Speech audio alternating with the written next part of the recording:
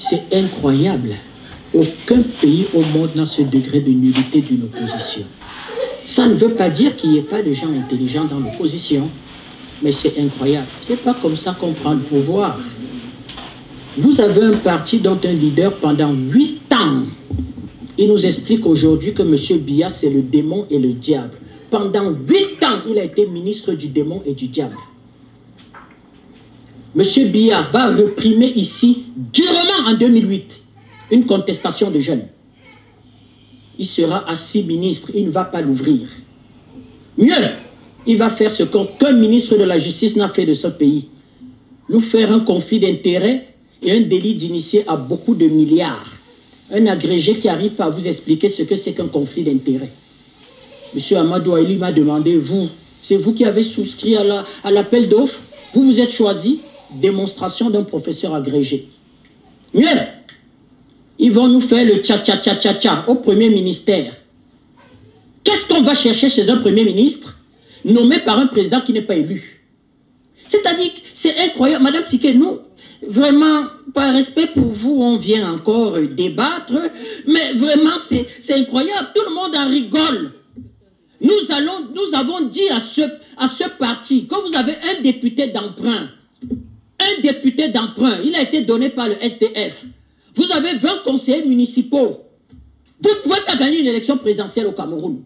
Je rappelle que l'Union africaine, jusqu'à hier, expliquait encore qu'ils attendent l'épreuve de la victoire. Cette forfaiture, ce mensonge, ça ne peut plus passer.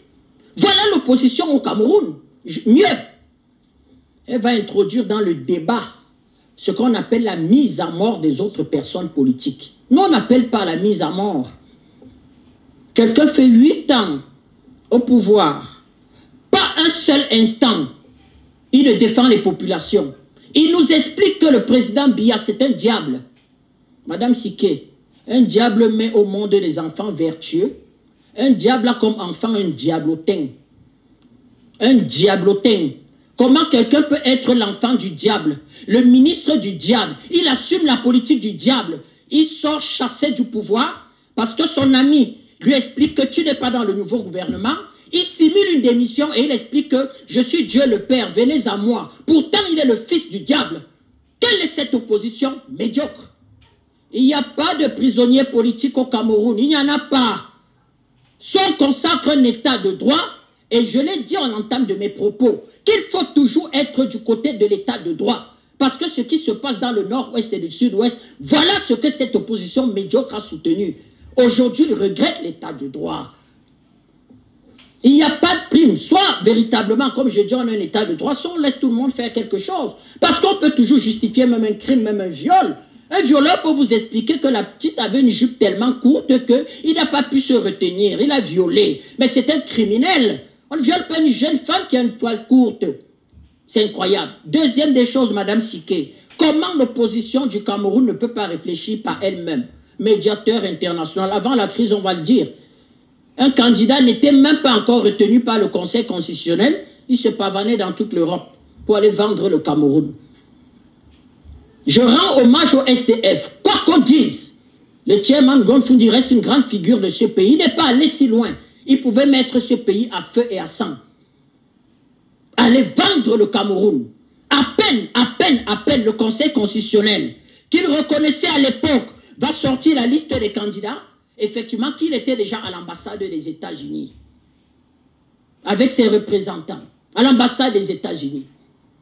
C'est toujours la politique, ça?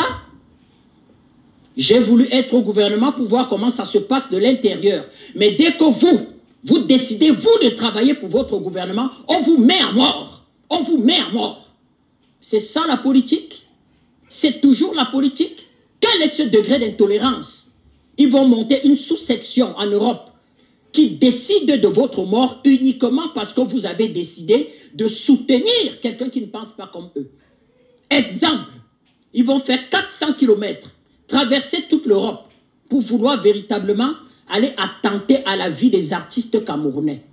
Mais ils vont oublier un monsieur qui va faire 8 ans bouche bée, je n'ai rien vu, je ferme les yeux. Je rappelle que c'est pendant ses 8 ans au pouvoir, il va assumer même la modification constitutionnelle. Monsieur Biya dure au pouvoir, mais c'est lui qui ira défendre la modification constitutionnelle.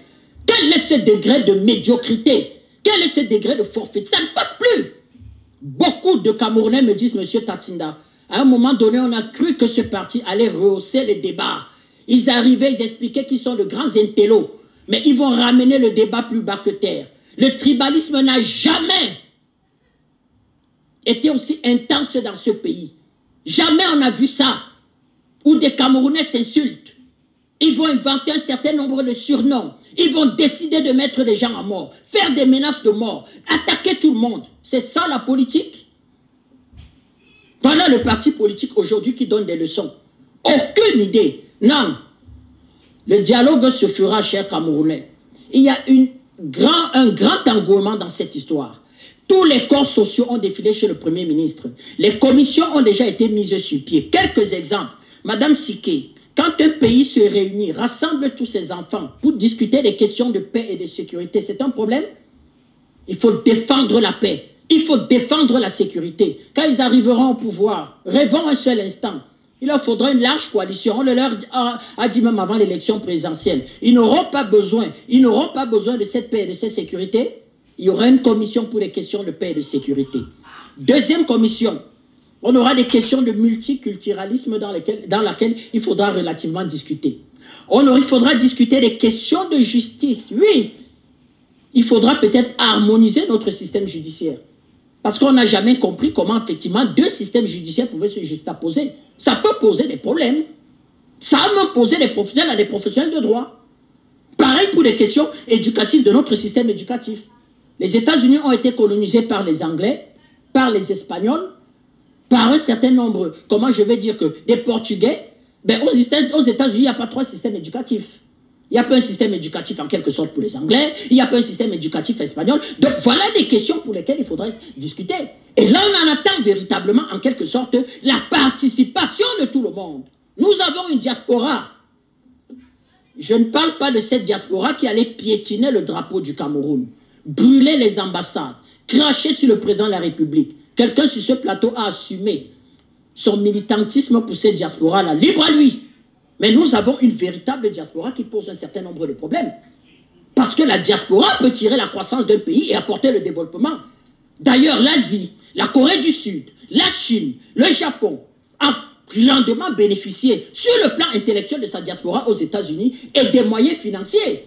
Donc nous avons besoin de cette diaspora-là et il va y avoir une véritable commission sur les questions qu'il pose. Il pose un certain nombre de problèmes, des facilités, véritablement. Et là, j'ai été trouver mon petit frère Zefak au Canada, véritablement pertinent. Oui, Zefak, il y a des problèmes de gouvernance au Cameroun. C'est parce qu'il y a des problèmes de gouvernance au Cameroun que monsieur assoiffé de pouvoir décide de prendre ce pays, d'aller le vendre à l'étranger, parce qu'on aurait promis à ce monsieur coûte que coûte le pouvoir en 2018. Oui, il y a de très mauvais opposants, de médiocres, une opposition même dont il faut faire une union sacrée pour combattre. Parce que nous pensons que c'est plus de la politique. C'est plus de la politique dans ce cas. Madame Siké, on va discuter des questions de DDR. Ils se rendent. Ils se rendent. Ces enfants se rendent, ils se rendent compte qu'il n'y a pas de combat. Qu'il ne peut pas y avoir de combat. Qu'est-ce qu'ils ont pour mener la guerre? C'est parce que notre président a une éducation relativement religieuse et c'est un homme d'État. Il comprend et il s'oppose à un cas de conscience. J'envoie mes troupes d'élite dans la forêt rechercher des enfants qui ont des fusils à 2 coups. Ce qu'ils ont, c'est les fusils que j'utilise moi. J'en ai 3 dans ma résidence de Bamentine. Effectivement, c'est pour les fêtes de funérailles, Madame Siké. C'est ce qu'ils ont. Donc, demandez au président de la République d'envoyer ses troupes d'élite, notre institution militaire, sans doute des enfants les mieux formés en Afrique, d'aller véritablement se lancer sur ces enfants. Ils tiendront 3 jours de guerre. Ils vont se ravitailler comment sur le plan santé. Madame Siké, laissez-moi continuer. On a trois de l'opposition ici, effectivement. Laissez-moi continuer, Madame Siké. Parce que quand on a affaire à cette opposition qui ne vit que de l'insulte, du dénigrement, vous avez retenu une seule idée, Je croyais justement que quand on appellerait au dialogue, on allait en fait avoir un trop plein d'idées et dire que voilà ce qu'il faut. Ils mettent M. Biya responsable. Mais Mme Siké, comment arrive même le problème? Il faut le dire. Les problèmes sont posés d'abord sur le plan sectoriel, dans le domaine éducatif et dans le domaine judiciaire. Les avocats posent le problème. Mais à chaque fois que l'État du Cameroun va résoudre et va apporter des solutions, ils vont faire de la surenchère. Ce qu'ils sont en train de faire en ce moment, de la surenchère. Mais un État ne peut pas fonctionner de la surenchère. Quels moyens avez-vous? Quels moyens avez-vous? 10% à une élection vous donne le droit de faire la surenchère? Qui vous a promis le pouvoir? Mais allez demander à l'ambassade des États-Unis, en fait à la communauté internationale et à tous ces individus, ces sénateurs américains dont on a donné le nom ici, qui avaient planifié cette aventure véritablement criminelle. Quand on veut le pouvoir, on se dote d'un instrument politique. On épouse une idéologie. On a un programme convaincant. On ne lance pas des marches insurrectionnelles pour avoir un seuil de personnes et dire que véritablement, comme on l'a fait à Benghazi, la France va dire M. Biya démissionner. Et on passe maison par maison convaincre les Camerounais à adhérer à son programme. Des gens l'ont fait en Afrique. Prends un exemple, Mme Siké. M. Tshisekedi, fils, son père pendant 40 ans s'est battu dans l'opposition. C'est son fils qui deviendra président de la République. Qui leur a dit? Ça perturbe de quoi? Véritablement, ils croyaient qu'en allant vendre le Cameroun, ils pouvaient avoir l'investiture des Camerounais. Dernière question, Mme Siké, sur ce dialogue. Le dialogue se fera. Les Camerounais vont se parler. Le président de la République a demandé effectivement que ces questions soient abordées. Mais, sous le respect de nos lois. Le strict respect de notre constitution. Pour nous, nous sommes clairs. M. Tayoub Tabé, c'est un terroriste. C'est un criminel. Nous avons été véritablement gênés qu'il ait des circonstances atténuantes. Parce que lors de ce procès, les procès sont publics au Cameroun. On va présenter un certain nombre de preuves. Les 3000 morts, c'est lui qui va les assumer. Vous savez à combien il mettait la tête à prix d'un militaire du BIR? 2 millions. C'est-à-dire que quand vous apportez véritablement le crâne du militaire du BIR, vous aviez 1,5 million. Quand vous apportez l'arme, on vous donnait 2 millions. On va le projeter. J'ai 2 de mes avocats qui ont assisté à l'audience. Des femmes vont pleurer. Autre exemple, la femme du sous-préfet de Batibo. L'État jusqu'à présent n'a pas fait les obsèques officielles à ce monsieur. Il va décider, il va faire des études comme vous, monsieur. Il passera son concours de l'ENAM. Brillant. Le président va l'envoyer à Batibo pour être sous-préfet. Il va y aller sans demander une protection particulière. Jusqu'à présent, Mme Siké, ils n'ont pas daigné dire où se trouve le corps de ce monsieur. C'est M. Tayoub Tabé qui va assumer ce crime. Ce sont ces hommes qui ont assumé ce crime. Qu'est-ce qu'on fait dans ce cas? C'est inacceptable, c'est intolérable. Il est là où il est, il mérite la peine de mort. Et le dialogue aussi va pouvoir régler enfin la question où un individu s'autoproclame et se met au-dessus de la Constitution. Plus jamais ça dans ce pays, plus jamais. Le dialogue va consacrer aussi l'état de droit. Si véritablement on vous a promis le pouvoir aux États-Unis, si on vous a promis le pouvoir dans une chambre de l'ambassade des États-Unis, allez demander à cette chambre d'ambassade des États-Unis de vous installer. Merci. Aucun individu ne se mettra plus jamais au-dessus de notre Constitution.